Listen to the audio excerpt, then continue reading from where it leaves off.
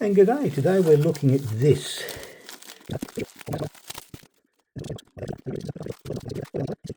And that's what it looks like straight out of the bag, I should say. Now this is the Joytutus sun visor extender. We've got a little piece on one side, one on the other, and we've got one down the bottom. So there's three little extenders.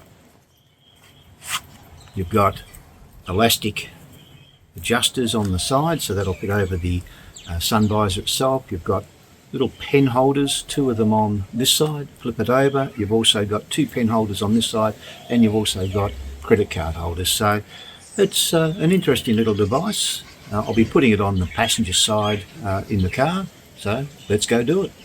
So I've got the sun visor in the car at the moment. All I have to do is make up my mind whether I want to put it on this side of the visor or put it on the other side.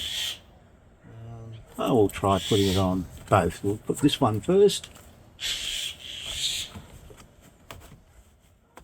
So that'll fit in that side, and you can pull it down as required, and the little extenders can come out to block that little bit of extra sun that's coming in the cabin. And you've got use of the credit card holders and the little pen holders here.